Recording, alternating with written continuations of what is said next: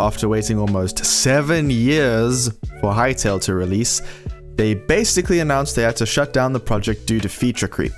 But there's talks of it being brought back, so there is hope, but that's a different story. I moved on from Vintage Story content, but I still have that Hytale itch. Vintage Story is great, but very hardcore and quite different thematically. It's fun, but it's not the same vibe at all.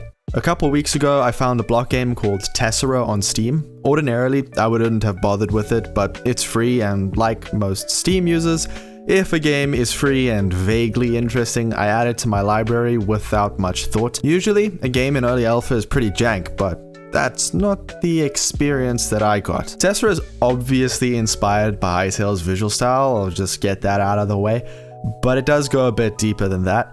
The terrain, the sound, the atmosphere, it's all polished and looks amazing for something that's still in alpha. It has the same sense of adventure and discovery that the original Hytale trailer promised, and that's the feeling that I've been chasing for years now. What I love most is how it keeps me engaged in whatever I'm doing in the moment, which is the opposite of my ADHD Minecraft experience. With Minecraft, I've done most of what there is to do, and the stuff that's left for me to try is just too grindy or boring to bother with. But with Tesera, I can play for literal hours at a time, and I have, multiple times. It gives me that fresh exploration feeling I haven't had in years without giving me that feeling like I'm tossing and turning in bed trying to get comfy. I mentioned the biomes and terrain are absolutely gorgeous, and this game is in alpha and already looks better than Minecraft 1.50 probably will. Trees don't float, plus 9,000 points for that. And the cherry on top for performance is that it runs in a freaking web browser. Yeah, beat that, Mojang. There are apparently over 300 types of structures scattered around the world. I do find the same ones in the same biomes, so it does seem that different regions have like different vibes as far as the structures that generate in them go. The amount of variety of creatures in the game is also pretty limited right now, but they are pretty cool. The monsters actually give me jump scares, which is way more than Minecraft could. The only thing in Minecraft that gives me a jump scare is a creeper when it's behind me. That is it. Nothing else, because nothing else like is an immediate concern. But the creeper behind you, nothing is going to ever get that out of my brain. The main monsters are pretty much just these two types. There's the hollows, and these guys look like little wardens from a distance, but they're basically just glowing zombies. And then there's these Terminator things, which do have another name, but they look like black Terminators, so the name isn't sticking in my mind. Don't look too deeply into that sentence. There's also other robots, and apparently this game's equivalent of Scarix from Hytale 2, which I haven't found so far. Most animals are just there for food or for their hide, but there are these little bird things that you can ride and fly on and sail on, which are pretty dope. I'm designing my home around the way that these things travel in-game because they're just such a cool addition. I think these birds are in Final Fantasy, or like, I think they were in the Shield Hero show as well. But they're pretty cool. I like the addition. Tesera also has a story with a tutorial, which is more than most block games even bother with these days.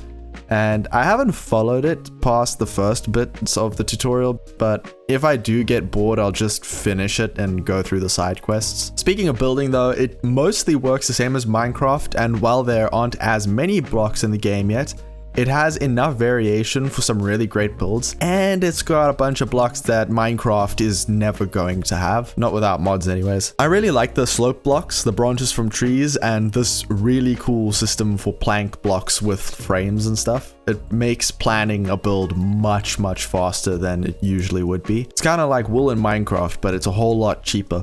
Like Hytale, there's furniture and decoration that actually let you place items on them. And this is something that can really give a space a sense of like home or purpose. From playing Vintage Story and Tesera, I've come to find that not having furniture options really makes you stretch your imagination very far from what's like actually there. Like chairs in Minecraft are just stair blocks that you can't even sit on. I mean, even Lego doesn't make you use their bricks to build their furniture. There's like specific chair blocks and stuff. And while you can use the bricks, there's small ones. Kind of like Vintage Story. In Tesera, it's more like Hytale, where there's just like actual, like there's a stove, and this is a cupboard, and that's a chest of drawers and stuff. The crafting system is pretty simple and the same as a lot of survival games that are out now. You select what you want to make and it builds itself over time. although you can just leave the workbench and do other things while you wait at least. You know what is a really weird idea that Minecraft kind of normalized for us? And that is setting a spawn by sleeping in a bed. Who came up with... Okay, I know who came up with that. It was Notch, but still, Tesera said nope, but also yes to this. And you can set your spawn point anywhere using F4. And as a side note, if you want to increase your character's sleep quality, hold Alt while doing that. Wink wink. Or you can sleep in a bed too. It still works in Tesera. Multiplayer exists and you can host your world for friends who will likely have some ping issues while playing, as the multiplayer is pretty new from what I've read and from what I've experienced. I mean, the game is still in its alpha phase, and so that definitely shows in those areas. The player base seems to be either mostly focused on single player or just really small in general, which does make sense because the game only came out in January of this year in its alpha, and they're not really pushing it with advertising or anything. I do think this is an indie game, but it's also hard to find any information on the studio other than they are based in the UAE. I did find their roadmap on their website and it sounds genuinely unique and interesting, and they do have these like weekly updates. Like on a Wednesday every single week, the game gets updated with something new. And I just think that's absolutely dope because like you just wake up every Wednesday, you check your Steam feed, it's like we added this, and then it's like, cool, there's even more stuff to try out and mess with, which is fantastic. This is like the fastest amount of communication and development I've seen in a game that I've played, because all other games are like, yeah, we're working on all these features we're going to give to you at once. And this kind of, you know, the alpha stage at least is drip feeding things, which is awesome.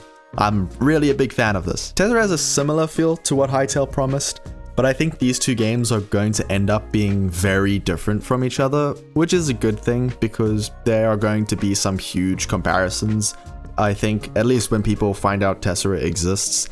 If you've been waiting for Hytale forever like I have, or if Minecraft just feels stale but Vintage Story is too hardcore for your taste, or if you just want a block game that feels fresh and adventurous again, I would recommend Tesera. It's free and can run in your browser, and it might just scratch that Hytale itch if you've had it too. Speaking of games I vouch for, here is a playlist of other games I have enjoyed playing and a couple mini essays on A $1,000 per month game from 1985, and B, Doom's little brother Quake. If somehow this video was enough to keep you engaged to the end, then hopefully those will be too. See ya!